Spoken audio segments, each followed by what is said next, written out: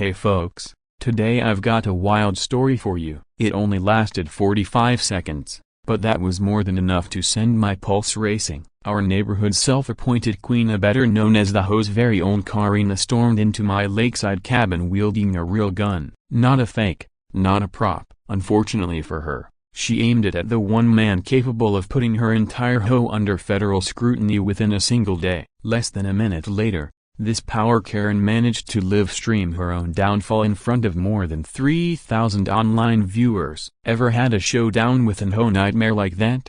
Drop a comment below so I know I'm not the only one in the trenches. I'm Marcus Thorne, and let me walk you through how my peaceful morning spiraled into chaos quicker than a drone tossed into a storm. It was just after sunrise on a Saturday at my Virginia lakefront retreat. I was about to brew my first cup of coffee when I caught the low rumble of a Mercedes engine breaking the morning calm. Through my kitchen window, I spotted a black sedan pulling into the gravel driveway. Out stepped Vivian Blackwood, our HOA president, flanked by two men in dark suits, one gripping a metal case, the other clearly concealing a weapon beneath his jacket. This wasn't a dispute about uncut grass or noisy neighbors. This was something else entirely. Thorne, step outside now. We're authorized to inspect the premises. Her voice ripped across the tranquil lake like a chainsaw tearing through fabric. I set my mug down beside a framed photo of my late wife, Sarah, her smile forever frozen in happier days by this very lake. Looks like the trap finally closed, I whispered to her picture, feeling the familiar mix of grief and resolve that's been with me since her sudden passing 18 months ago. Let me give you some context. I'm 52, a retired DARPA engineer who spent over 2 decades building defense technology for the government before stepping away to honor Sarah's legacy. This cabin isn't just where I lie via, it's a fully functional research hub where I'm developing civilian drones for search and rescue missions. The basement holds a dozen prototypes from Project Lifeguard, drones capable of autonomously locating missing people during natural disasters. Just last month, my test units helped save 3 hikers lost in a Colorado blizzard. Every morning, I sit in Sarah's favorite nook, sipping coffee from her blue ceramic mug, watching the sun climb over Clearwater Lake. For me, it's not just Britannia, it's purpose. This place is the last living thread to the woman who taught me that technology should heal, not harm. When Vivian Blackwood decided to target me,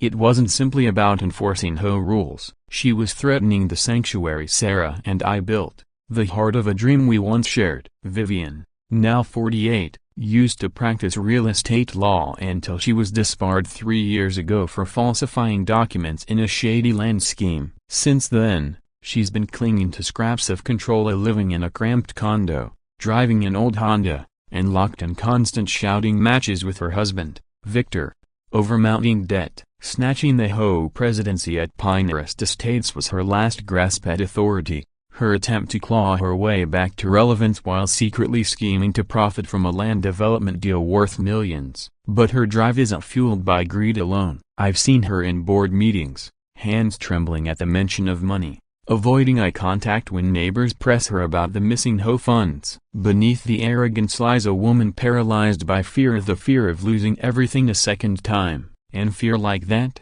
it's far more dangerous than malice, because the desperate convince themselves that anything is justified, so long as it keeps their world from collapsing. The irony is she has no idea what she's stumbled into. 3 months ago, she began her harassment campaign against me, issuing outrageous fines of $5,000 for my grass being barely over regulation height, complaints about my drone tests even though they're quieter than a lawnmower, and legal threats over my federally funded research. What she doesn't realize is that her harassment tripped security protocols I installed years ago at DARPA, automated systems designed to flag potential threats to federal contractors. 2 weeks ago, I quietly reached out to Lieutenant General David Hawthorne, my former boss and now head of the Defense Innovation Unit. I'd written, "Dave, the HOA situation has escalated beyond civil issues. Suspect possible outside influence and local real estate. Might need oversight. Can you swing by next Saturday morning?"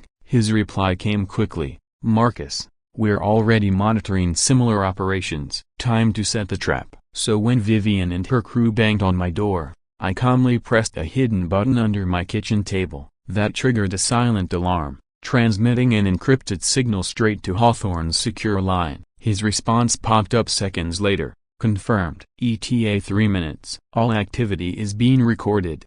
ADH. I took another sip of coffee and watched the feed from my security system as Vivian flashed what looked like an official document, though I doubted it was any more legitimate than her law career. "Mr. Thorne, we're coming in whether you cooperate or not," she barked, just before my front door gave way. The first man through was Tommy Morrison, a washed-up casino guard with gambling debts and questionable morals. His hand hovered over a real firearm. Behind him came Derek Palmer, Vivian's 26-year-old son, a wannabe hacker lugging a laptop bag, his nerves so raw he looked ready to vomit. Well, I said, slowly rising and holding my hands up in mock surrender. "To what do I owe the pleasure, Vivian? And tell me, is your friend back there actually licensed to carry a firearm on federal property?" The question hit her like a slap. Her confident Section 8 faltered before she quickly forced a laugh. "Federal property? Don't play games with us, Thorne. This is a residential neighborhood. Your military past doesn't scare me." She whipped out her phone, firing up a Facebook live stream to her 3,200 followers. "Everyone, I'm here at Marcus Thorne's cabin investigating reports of illegal activity. As you can see, he's being uncooperative and making threats." What she didn't know, 6 months earlier, my cabin was officially designated a federal research site, and the paperwork was airtight. Even worse for her, every word, every action, every second of that livestream was already being recorded and uploaded directly to federal servers. And the real show hadn't even started yet. What Vivian doesn't realize is that within the next minute and a half, someone will step through that doorway who has the authority to flip her role from aggressor to defendant before she can even repeat the words homeowners association. The rumble of another engine reaches us through the already broken door, and I can't help but let a faint grin tug at my lips as I notice Tommy Morrison's face lose its color. "Vivian," I murmur, "you're about to learn that not all neighbors are created equal." This entire mess really began 3 months earlier, when Vivian called what she claimed was an emergency home meeting. I walked into that cramped community center where 47 homeowners sat uneasily on folding chairs, most of them bewildered as to why they'd been dragged out on a Tuesday night. At the front stood Vivian, papers in hand, wearing the predatory smile she saves for moments when she thinks she's pulling one over on the rest of us. "Tonight we vote on Resolution 24C, she announced, which bans all industrial or commercial activities inside our residential community. The motion passed at 28 in favor, 9 opposed, and most people having no idea they'd just armed her with the very tools she needed to dismantle my life. Behind the scenes, her husband, Victor, had already signed preliminary contracts with Meridian Development for a luxury resort project along Clearwater Lake. Their foreign backers promised an enormous payout, but only if every single property in our community could be acquired for under $200,000 apiece, well below true market value. My cabin, with its prime waterfront view and Sarah's memorial garden, was the crown jewel. Without it, their entire project fell apart. The harassment began with subtle jabs. First, a $5,000 fine for my grass being 3.2 inches tall instead of the new 3-inch maximum. I measured it myself, photographed the proof, and appealed. Vivian dismissed it without a word. Then came noise complaints about my drone testing despite my equipment clocking in at 55 decibels, quieter than the lawnmowers buzzing every weekend. But when she came after my federal research grants, I knew it wasn't just petty politics. She somehow gained access to sensitive financial data about Project Lifeguard and, at the next home meeting, brandished those documents as though she'd unearthed criminal evidence. "Marcus Thorne is exploiting his government ties for personal gain," she declared. "He's received millions in classified funding, and none of us know what's happening inside that cabin." Her paranoia grew worse. I'd see her kitchen light burning at 3 in the morning during my late-night walks around the lake, her silhouette standing at the window staring toward my cabin like she was trying to solve a riddle. At meetings, her hands trembled when she presented financials, and she'd avert her eyes whenever longtime neighbors pressed her on where their dues were going. The truth is, Vivian wasn't inherently evil, she was a product of collapse and desperation. She used to be a successful real estate attorney, living in a sprawling 5-bedroom home, driving a BMW, projecting confidence. But 3 years ago, she fabricated documents in a deal that imploded spectacularly. The fallout cost her everything: her license, her fortune, her reputation. Now she was stuck in a rundown condo, driving a B2 Honda with 200,000 miles, listening to Victor rage nightly about their sinking finances. One neighbor, Jennifer Walsh, once overheard Vivian at the mailboxes whispering, "I can't lose anything else. I can't go through that again." That desperation, not greed, fueled her choices. But sympathy doesn't excuse sabotage. The day I found a USB drive jammed into my garage computer, everything changed. Security footage showed a man in coveralls pretending to inspect electrical lines, but the timestamp revealed he spent 40 minutes copying files. That drive carried advanced malware designed to steal classified data, software that only a state-level intelligence service could produce. That's when I knew I had to set a trap. I installed more cameras, planted fake documents that looked classified, and contacted Lieutenant General David Hawthorne. "Dave," I wrote through an encrypted channel, "the whole situation is no longer routine. I'm seeing signs of coordinated intelligence gathering. This campaign looks like an effort to push out defense contractors. My property may be part of a larger scheme targeting land near military installations. Can you intervene if this escalates?" His reply came within hours, "Marcus, perfect timing. We're already tracking similar activity in a dozen states, all near communities with retired military and defense workers. Consider this an active counterintelligence operation. I'll be at your cabin next Saturday. Let's see what they reveal when they think you are cornered." Sure enough, Vivian's private investigator fed her just enough about my schedule to convince her she'd chosen the perfect moment to bust me. She thought she was about to catch me selling weapons or trading secrets. She had no clue she was about to live stream herself committing federal crimes, while a lieutenant general documented every detail. As I sat inside this morning, listening to her demands grow louder, I remembered Sarah's final words to me. Before her sudden heart attack,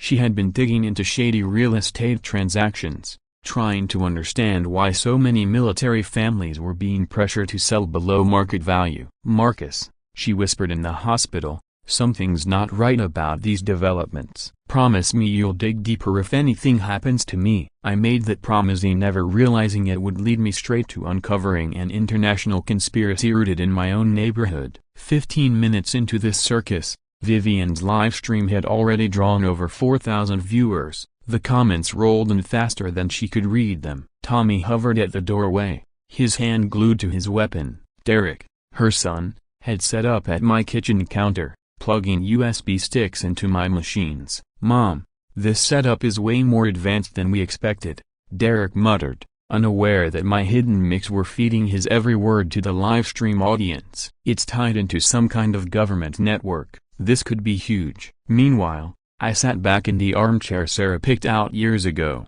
calmly counting down in my head. 10 a broken bar, 9 a broken bar, 8 a broken bar, 7 a broken bar. The audience on Vivian's stream was growing restless. "Why does this guy look so calm?"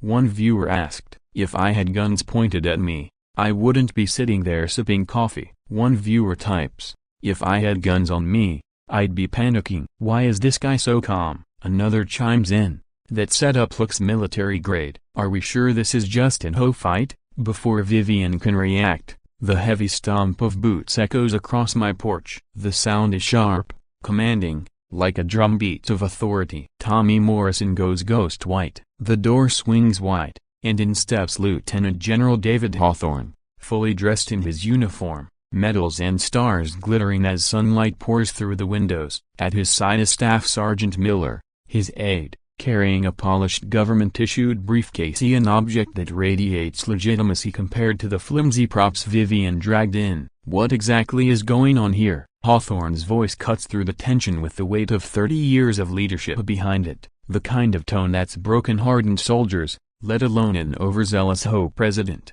The livestream goes wild. Comments cascade faster than the feed can keep up. "Holy crap, that's a real general. This is not a drill. Viewership spikes from 6,000 to well over 7 as word spreads across social platforms. A sleepy Virginia lakefront is suddenly the stage for national drama. Vivian, to her credit, doesn't crumble right away.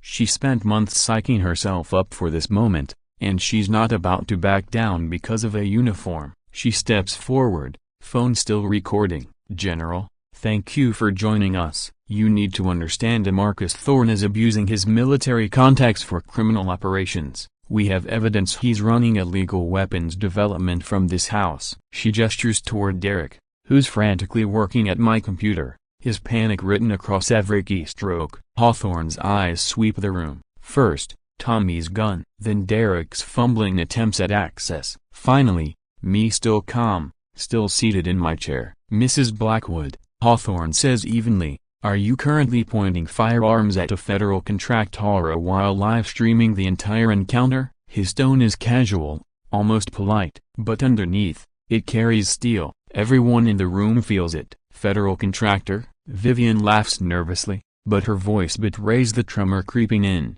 "General, this man is running a scam. He throws around government jargon to scare honest residents trying to uphold community rules." She waves her stack of papers like they're holy scripture. "He's received millions from classified sources." "That's corruption, plain and simple." I rise slowly, brushing an imaginary fleck of dust from my sweater. "Vivian, those documents you've been waving around are public research grants for civilian drone rescue technology. Every cent is accounted for, available for anyone to verify." I pause, let the words hang. "The real question is, how did you get access to sensitive federal financial data in the first place?" I shift my attention. "And Derek, since you're busy on my system, I should mention this network is under constant Department of Defense cybersecurity oversight. Every keystroke you've made is already flagged as attempted intrusion." His hands freeze mid-typing, his face drains. "Mom," he whispers, voice cracking, "I think a broken bar. I think we're in real trouble. This system isn't normal. If it's federal, hacking it could be broken bar a felony." The live stream audience eats it up. Comments fly. "Lawyer up, kid. This just went from HOA to FBI level in seconds." Hawthorne calmly raises his radio. "Command, this is Hawthorne. We have armed civilians trespassing on federal contractor property. Request legal team on standby for potential Computer Fraud and Abuse Act violations." He listens for a beat. "Copy that. Notify the FBI's cyber division we've got an active breach attempt in progress." The cabin falls silent, except for the relentless ping of Vivian's phone as notifications flood her live stream. 6,000 viewers become 8,000. Local news outlets start pinging her phone, but she ignores them, eyes locked on the crumbling fall till the Section 8 of her plan. Finally, Tommy Morrison cracks. His voice shakes. "Mrs. Blackwood, you told me this was a simple dispute. You never said anything about federal crime or generals." "I signed up to rattle a homeowner, not to threaten the government." He lowers his weapon, sweat beading on his brow. Vivian glares at him, desperation bleeding through her once composed mask. "Nobody moves," she snaps. "We're not leaving until we get answers about what Thorne is really doing. General or no general, I have rights as HOA president and I'm exercising them." But even as she shouts, the doubt is written in her eyes. This isn't how power is supposed to feel. Not cornered, not desperate, not with tens of thousands of strangers watching. Hawthorne's radio crackles again. His next words make every hair in the room stand on end. "Copy. Command." "Understood." The live stream has reached the Congressional Oversight Committee. Viewers are past 50,000 and climbing. He looks directly at Vivian. "Ma'am, your actions are now being observed at the highest levels of government." That's when it happens. The flicker across her face, the moment she realizes she's no longer the hunter, she's the quarry, and she's walked straight into the jaws of a trap set months ago. With the live stream surging past 100,000 viewers, I finally decide it's time to reveal what's been hidden in my basement for the past year and a half. "Since you're so interested in my work, Vivian," I say, gesturing toward the staircase, "why don't we show your audience what $2.3 million in federal funding produces when it's used legally?" The basement lights hum on, unveiling a scene straight out of science fiction. 8 carbon fiber drones of varying designs hang from ceiling rigs, gleaming beneath crisp LED lights. Along one wall, weather monitoring stations glow with real-time atmospheric data from across multiple states. Nearby, rows of advanced communication equipment gleam inside custom-built tracks, humming with power and purpose. Banks of monitors displayed flight paths, rescue coordinates, and emergency protocols in real time. "Welcome to Project Lifeguard," I told the thousands watching online. "This is an autonomous search and rescue system that's already saved 14 lives during trial runs." Vivian's mouth hung open as she absorbed the sight of the polished equipment, but pride kept her rooted in her role. Her eyes landed on a folder stamped classified, Meridian Analysis. She lunged toward it like a drowning person reaching for a rope. "There!" she shouted, thrusting the folder toward the camera. "Proof that he's spying on legitimate businesses under the guise of research." She began reading aloud, her confidence growing with every sentence. What she didn't realize was that she had just exposed a damning paper trail of evidence of Meridian Development's hidden bank accounts, shady wire transfers, and a pattern of infiltrating military communities that screamed foreign espionage. By broadcasting it to more than 100,000 viewers, Vivian had handed the FBI more material in 5 minutes than they could have compiled in months. Then my phone rang with the unmistakable tone reserved for family calls. I tapped to answer, putting it on speaker so the live stream audience could hear. "Dad," came the clear, steady voice of my daughter, Emily Thorne. "I've been following this from D.C." Vivian froze as Emily continued. "Mrs. Blackwood, my name is Emily Thorne. I'm an attorney with the Department of Justice, Counterintelligence Division. For the past 4 months, we've been running an investigation into Meridian Development's ties to foreign influence campaigns targeting military families. What you've just read aloud was classified evidence connected directly to your husband's company." Vivian's skin paled several shades as the realization sank in. Meanwhile, Derek stumbled back from my computer like he touched a live wire. His voice cracked, but the acoustics carried his words loud and clear. "MoMA broken bar. This system isn't just linked to government networks, it's part of the federal cybersecurity grid. Every keystroke I've made has been flagged by Homeland Security. They have my typing patterns, my digital fingerprint to everything. The malware we uploaded last week, it's been reporting us the entire time." The livestream comments exploded of viewers typing faster than the feed could keep up. Some called it better than any streaming show, others dubbed it the ultimate Karen takedown. Hashtags were already trending. #PinecrestGate, #Justice for Marcus, #DroneHero. But it was the neighbors who really drove the nail in. Jennifer Walsh typed in all caps, "Vivian made me sign blank HOA forms 3 months ago." Robert Martinez added, "She threatened to foreclose over a $50 late fee, made my mother cry." Patricia Johnson piled on, "Where did the $15,000 for road repairs go? Nothing ever got fixed." Across the room, Tommy Morrisseau, the hired muscle, finally cracked. He carefully set his gun on my workbench, hands raised for the camera to see. "That's it, I'm out," he said, pulling out his phone. Vivian told me this was about shutting down shady business deals. She left out the part about federal crimes and counterintelligence. For the record, she paid me $10,000 to scare residents into selling their homes. "I've got texts, bank records, everything." Emily's voice came through again, sharp as a gavel. "Based on what's been admitted on this live stream, including intimidation, fraud, and cybercrime, federal arrest warrants are already being drafted. Mrs. Blackwood, I strongly advise you to remain silent and request legal counsel." Vivian's bravado finally cracked. Her eyes darted around the basement at the drones, the military hardware, the agents, the endless flood of damning comments from her own neighbors. For the first time, true fear showed on her face. "There's a broken bar. This isn't finished," she stammered, though her voice broke halfway. "Victor will clear this up. He has connections, influence. You don't know the kind of power he has." But even as she spoke, I could see her mind racing and measuring the steps to the door, weighing if there was still any chance of escape. The sound of multiple vehicles crunching across my driveway silenced the room. General Hawthorne's radio buzzed with an update that left no doubt. "General, FBI tactical units are in position. We also have new intel regarding Victor Blackwood's current location." A moment later, The basement door opened. Agent Rebecca Torres descended the stairs, her stride purposeful and commanding. 2 other agents followed at her flanks. She flashed her badge for the cameras and for the 200,000 viewers now glued to their screens. "Mrs. Blackwood," she declared, her voice cutting through the tension, "I'm Special Agent Torres with the FBI Counterintelligence Division. We hold federal warrants for both you and your husband, Victor Blackwood." That was the moment Vivian's world collapsed. Vivian's carefully maintained world finally crumbles. Her hands shake as she frantically dials Victor's number, her voice sharp with panic. "Victor, they've uncovered everything. The feds are here. Initiate Protocol Red now."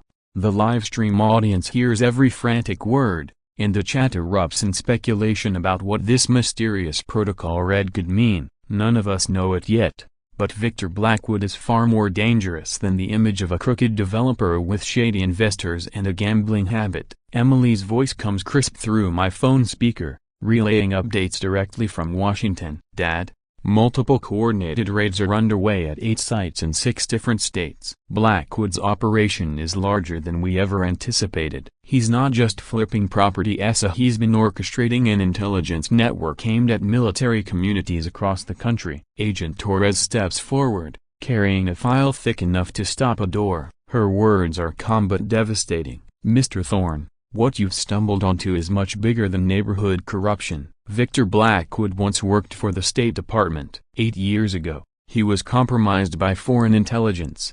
Meridian Development has since been targeting neighborhoods with heavy military and defense contractor presence. This was never about housing, it's about surveillance and infiltration." The weight of her revelation slams into me. Suddenly, Sarah's suspicions about real estate patterns near bases and defense hubs don't sound paranoid at all. They sound prophetic. My chest tightens, but I force my voice to remain even. "Agent Torres, a broken bar. My wife Sarah was investigating those same anomalies before she died. She told me she suspected foreign manipulation in property development. Are you saying she was right?" Torres meets my gaze with quiet gravity. "We believe she uncovered something she wasn't meant to." Blackwood's files reference a neutralizing threats to operational security. "We now suspect Sarah's death was no accident." The air in the room feels heavier, the grief I've carried for 18 months twisting into something sharper resolve. Before anyone can respond, Derek breaks down. His panic spills out in sobs as he pulls an external hard drive from his bag. "Mom, you have to come clean. I copied everything from Victor's systems before we came here. I was scared, so I made backups." His trembling hands hold the drive aloft. There's payment records spanning a dozen states, surveillance logs on hundreds of military families, a broken bar, and something called Protocol Red. It talks about destroying evidence and activating sleeper assets. Vivian stares at her son in horror, the iron mask of the ruthless HOA president shattering into that of a mother realizing how far she's dragged her family into disaster. "Derek, a broken bar, what have you done?" she whispers. "Victor's encryption was pathetic, Mom. I've had access for months," Derek cries. The livestream audience is riveted, to hundreds of thousands of strangers watching what has turned into the unmasking of an espionage ring in real time. Comments flood by faster than anyone can follow. Emily's voice cuts through the storm. "Urgent update. Victor has barricaded himself in Meridian's downtown office. He's holding hostages and threatening to wipe servers containing the network's evidence. He's demanding to negotiate, but only with you." "Me?" I ask, startled. But even as the word leaves my mouth, I know why. This was never about HOA squabbles. It was about Sarah and the work I unknowingly continued in her absence. Agent Torres' radio crackles, her expression hardening. "Confirmation. Blackwood has triggered a dead man's switch protocols across a dozen sites. If he's captured, sensitive data on military families will be released to hostile servers. This could compromise national security on a massive scale." I finally understand Victor's demand. He doesn't just want to escape, he wants to prove his network is untouchable. And he knows I've been developing countermeasures designed for exactly this kind of cyber threat. But what he doesn't know is that I've been watching him too. I move to my console. The hum of servers filling the silence. Over 250,000 people are watching, but the weight of the moment makes it feel like a private confrontation between me and the man who may have murdered Sarah. Emily, I say into the phone, voice steady, tell Victor that Marcus Thorne accepts his request. But also tell him that Sarah's husband has been preparing for this moment for 18 months, and he's not going to like how it ends. Moments later, the secure video link comes alive. Victor's face fills my main monitor. Hard eyes, cold smile, no trace of the suburban businessman his wife had painted him as. Marcus Thorne, he says, his voice edged with a faint, indeterminate accent. You've been a persistent inconvenience. Your wife should have ended this story, but apparently you're harder to silence than we thought. His words hit like a blow, but I keep my expression calm. So you did kill Sarah, I reply, the fury in my chest masked by my even tone. She got too close to the truth, asking why so many military families were being forced to sell their homes at cutthroat prices. The live stream chat erupts in outrage, thousands realizing they are witnessing a murder confession on camera. Victor's lips curl into a clinical smile. Sarah Thorne was collateral damage. We've been building dossiers on over 2,000 military households across a dozen states. Their finances, relationships, and security clearances are all cataloged. Your precious neighborhood disputes, they were simply camouflage for the final stage of our operation. He glances to the side, clearly at the servers holding that damning data, and I feel every muscle in my body coil with determination. Victor's servers might have been filled with stolen dossiers on military families, but I'd been holding a weapon of my own. Victor, I say evenly, my fingers flying across the keyboard, you should probably know something about that USB Derek slipped into my garage. The one you thought was siphoning my files. I bring up a cascade of code across my monitors, each screen bursting to life with glowing maps and tangled lines of network traffic. It wasn't stealing, it was seeding, a honeypot. Every keystroke, every hidden server, every burner device in your entire network, it all bled straight back to me. Victor's smirk falters. He types something off screen, his movements sharp and impatient. That's impossible, he snaps. Our encryption is military grade. Our firewalls area. Emily cuts in over the line from FBI headquarters, her voice crackling through the speaker like lightning. Dad, we're confirming it now. 17 more sites, spread across the country. Your system just lit them up like a Christmas tree. Teams are moving in as we speak. This is the biggest counterintelligence bust in over a decade. The live chat explodes into chaos. 500,000 people watching as history unfolds in real time. Hashtags surge across the globe. #Justice for Sarah. #Drone defense. #HO takedown. Victor's face hardens, his hands blurring over his keyboard. No, this is wrong. None of this should be possible. You're bluffing. But I'm already 3 moves ahead, activating dormant protocols I wrote years ago at DARPA, programs designed to rip apart hostile networks at their seams. The thing about military-grade security, I tell him, leaning closer to the camera, is that it's only as good as the people running it. And your people? I switch feeds, filling my monitors with a live map of every compromised endpoint in his network. They underestimated me. They thought I was just some washed-up engineer tinkering with toy drones in his basement. Above my house, the thrum of rotor blades grows louder. News choppers, FBI birds, the entire world is circling this story now. Then I unleash the final piece. My swarm of electronic warfare drones, originally built for search and rescue, it takes flight over downtown, weaving a digital dome around the Meridian building. In seconds, Victor's command channels go dark. His eyes widen as his comms collapse. He slams his fist against the desk. Victor, I say, steady and cold, you thought you needed my technology to finish your mission. What you really need is mercy. I pause, letting him see on my face exactly how much of that I have left. And you're not getting any. Agent Torres' voice crackles through her radio. All 17 sites secured, 40 suspects in custody, terabytes of stolen intel recovered. His network is gone. Victor looks up at me through the monitor, a sweat on his brow now. His predators come unraveling, and then, from the edge of the feed, Vivian Blackwood's voice, breaking, raw, and human. Victoria Broken Bar, you destroyed our family, our neighbors. You killed innocent people. Her mask as the ruthless HO president crumbles, leaving only a woman gutted by betrayal. I thought I was fighting for us. But all you ever wanted was control. 4 hours after this standoff began, Victor Blackwood, once the architect of the largest espionage network on U.S. soil, surrenders with his hands in the air. The hostages walk free. The servers are locked down. And 500,000 people have just witnessed a tyrant brought down not by secrecy, but by exposure. Standing at the lake where Sarah once found peace every morning, I finally feel a weight lift from my chest. For a year and a half, I carried the guilt of wondering if I could have done more to protect her. But now that Victor and his network are dismantled, that guilt has been replaced by the relief of knowing her work saved countless military families from being exploited. Sarah, I whisper softly to the rippling water. You began this fight, and together, we finished it. All around me, the community celebrates a new beginning. The $1.88 million seized from Vivian's accounts has been divided evenly among the 47 households, giving each family close to $38,000 reparations for the years of intimidation and financial abuse they endured. But even more important is the structure we've built, a transparent, democratic system of governance now being studied nationwide as a model for HOA reform. Project Lifeguard,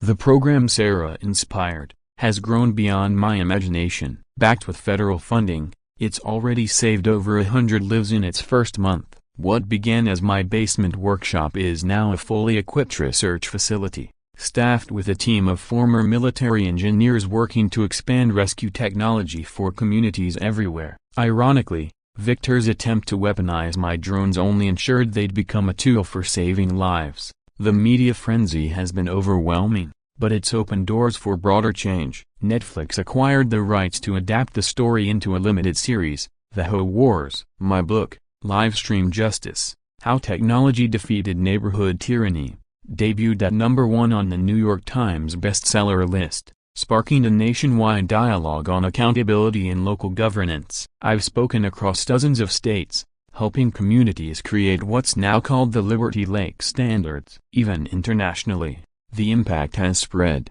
with allies in the UK, Canada, and Australia adopting similar safeguards to prevent exploitation near sensitive sites. But today isn't about politics or global security. Today belongs to the families who stayed and rebuilt. Children are laughing on the playground where Victor's office once stood. Retirees are fishing without fear of petty fines. Parents are grilling dinner while flags wave from porches. For the first time in years, this community feels like home again. Jennifer Walsh approaches me with a smile brighter than I've ever seen. Marcus, thank you. You gave us our neighborhood back. My kids can finally play without me obsessing over grass length. Her husband chuckles. And she finally painted our front door that ridiculous blue she's been talking about for years. Never thought something so small could feel like such freedom. As the sun dips below Clearwater Lake, painting the sky in the fiery hues Sarah loved, I set up for one final live stream. Over 1.5 million viewers tune in,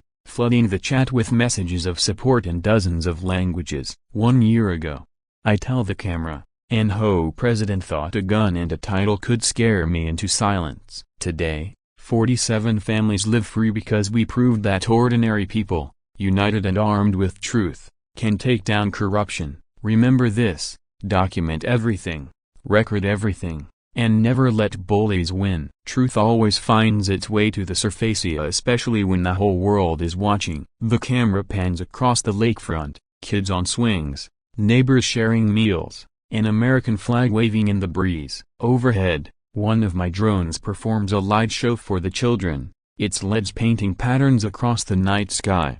As the celebration winds down, I linger by the water, feeling Sarah's presence in the soft evening air. Liberty Lake stands as a monument to her vision, a proof that technology guided by conscience can defend the innocent and bring justice to those who abuse power. We turned one HOA president's obsession with control into a victory for democracy itself, and that's a legacy worth honoring. So I'll ask you, have you ever felt powerless against neighborhood bullies or corrupt officials who seemed untouchable? You're not alone. This story proves that ordinary people can push back, and we know when they're prepared, united, and unafraid to shine a spotlight on injustice. If you believe justice should always outweigh abuse of power, hit that like button and subscribe to Ya Story Essa, where we share real-life battles where underdogs rise. and bullies finally get what's coming. This episode is dedicated to those who fight every day for fairness in their communities. At HOA Stories, we'll keep exposing HOA abuse one story at a time.